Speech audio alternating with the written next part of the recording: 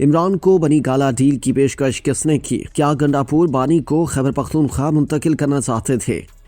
عمران خان کو اڈیالہ جیل سے بنی گالا منتقل کرنے کی پیشکش کس نے کی؟ کیونکہ ایسی پیشکش نہ تو جاری رسمی مذاکراتی عمل کے دوران کی گئی اور نہ حکومت اور تحریک انصاف کے درمیان بیک چینل مذاکرات میں۔ باخبر ذرائع کا کہنا ہے کہ بیک چینل مذاکرات کے دوران تحریک انصاف کی جانب سے عمران خان کو خیبر پختونخوا منتقل کرنے کا مطالبہ کیا گیا تھا، لیکن حکومت نے اسے قبول نہیں کیا۔ یہ مطالبہ گزشتہ سال نومبر میں دونوں فریقین کے درمیان ہوئے بیک چینل مذاکرات کے دوران کیا گیا تھا۔ ان ذرائع کا اصرار ہے کہ وزیر اعلیٰ خیبر پختونخوا علی امین گنڈاپور عمران خان کو راولپنڈی جیل سے خیبر پختونخوا منتقل کرانا چاہتے تھے، لیکن دوسرے فریق نے اس پر اتفاق نہیں کیا۔ تاہم چند روز قبل جب اس نمائندے نے گنڈاپور سے رابطہ کیا تو انہوں نے دو ٹوک الفاظ میں اس بات کی تردید کی اور کہا کہ انہوں نے کبھی ایسا کوئی مطالبہ نہیں کیا۔ انہوں نے کہا، مجھے نہیں معلوم کہ اس معاملے میں میرا نام کیوں لیا جا رہا ہے۔ حال ہی میں یہ خبر سامنے آئی کہ عمران خان نے کہا کہ انہیں ایک ڈیل کی پیشکش کی گئی تھی جس کے تحت انہیں اسلام آباد میں ان کی رہائش گاہ بنی گالا منتقل کیا جائے گا تاکہ وہ جیل کا بقیہ وقت گزار سکیں۔ ان کے وکیل فیصل چودھری نے گزشتہ ہفتے اڈیالہ جیل کے باہر صحافیوں کو بتایا، عمران خان کا کہنا ہے کہ انہیں بنی گالا منتقل کرنے کی پیشکش کی گئی ہے، تاہم انہوں نے زور دیا کہ وہ اس وقت تک کہیں نہیں جائیں گے جب تک بغیر کسی مقدمے میں گرفتار لوگوں کو رہا نہیں کیا جاتا۔ عمران خان کے مبینہ دعوے کے حوالے سے تحریک انصاف کے کسی رہنما کی جانب سے کوئی وضاحت پیش نہیں کی گئی۔ اس سوال کا کوئی جواب نہیں کہ عمران خان کو پیشکش کس نے کی۔ اس بات کی تصدیق کی گئی ہے کہ ایسی کوئی پیشکش